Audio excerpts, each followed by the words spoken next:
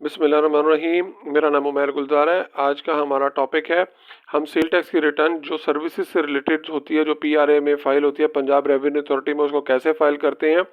आज ये बड़ा इंपॉर्टेंट डॉक्यूमेंट है। एफबीआर से रिलेटेड तो आपको वीडियोस मिल जाती हैं, पीआरए से रिलेटेड इतनी नहीं मिलती हैं। इसको कैसे करेंगे, सबसे पहले आपने गूगल पे आना है। गूगल पे आना है तो आपने ई पीआरए को टाइप करना है और उसके बाद ये जो वेबसाइट आपके पास आएगी पीआरए पंजाब रेवेन्यू अथॉरिटी को, इसको आपने क्लिक कर लेना है। जो नया इंटरफेस आपके पास आएगा पीआरए रेवेन्यू अथॉरिटी का, उस पर अपने क्रेडेंशियल्स ऐड करने हैं और लॉगिन लगा लेना है। जो नया इंटरफेस आपके पास ओपन होएगा, यहाँ पे डिक्लेरेशन के टैब पे आना है और अपनी रिटर्न फाइल करनी है। मंथ आपने सेलेक्ट करना है। लेट अज्यूम मैं भी जनवरी 2024 की रिटर्न फाइल करना चाह रहा हूँ, तो मैं उसका मंथ सेलेक्ट करूँगा और उसके बाद सेल टैक्स ऑन सर्विसेज, ये सर्विसेज से रिलेटेड जो रिटर्न्स होती हैं वो यहाँ पे फाइल होती हैं पंजाब गवर्नमेंट से रिलेटेड। तो इसमें क्या करेंगे हम, जब यहाँ पे आप आ जाएंगे, उसके बाद आप ये प्रीव्यू करेंगे। अब मैं सबसे पहले आपको एक एक्सेल की शीट दिखाऊँ, जैसे कि मेरा पहले प्रैक्टिस होती है। मैं पहले इसको एक्सेल में लॉक करता हूँ। देखें, इनवाइस एक अमाउंट है 68,505 की, सेल टैक्स है, इनकम टैक्स है, इसको हमने पहले यहाँ पे पंच किया हुआ है और इसका एनेक्सर सी भी बनाया हुआ है। इस इनवाइस के अगेंस्ट इसको हम आपको सिस्टम में पंच करके दिखाते हैं, इस सिस्टम में ये कैसे पंच होगी।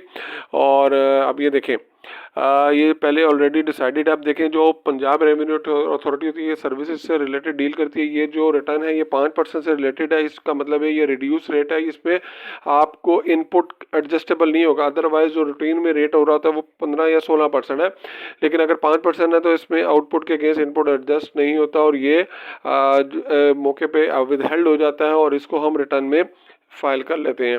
ये एक्सेल की डिटेल आप पहले से बना लें ताकि आपको क्लियर हो कि आप जो रिटर्न फाइल उसमें कोई एम्बिग्विटी ना हो और इसको आप साथ में टैली कर लें।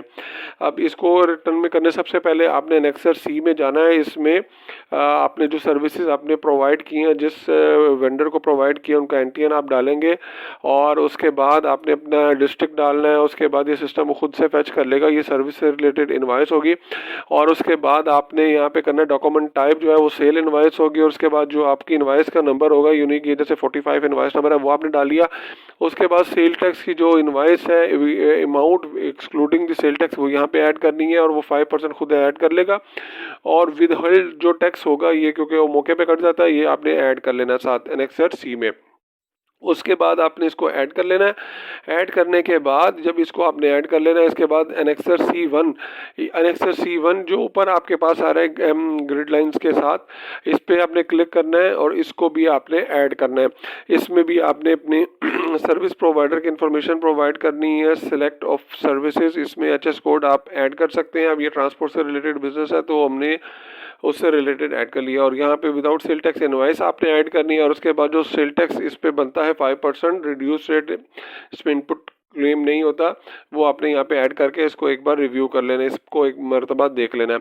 आपने इसको देख लिया, इसके बाद आपने एक बार रिव्यू कर लेना है, इसको देख लेना है जो आपकी एक्सेल की फाइल है उसके अकॉर्डिंगली है। उसके बाद इसको आपने एनेक्सर सीख के बाद वापस आ जाना है। इसके बाद आपने क्या करना है, इस इनवाइस को चेक करने के बाद इसको सबमिट करना है। सबमिट करने के टाइम ये आपसे पिन मांगेगा जो आपके पास अवेलेबल होगा। आपने इसका पिन लगाया, कंफर्म किया, तो ये इनवाइस सबमिट हुई है, अभी एनेक्सर सबमिट नहीं हुआ।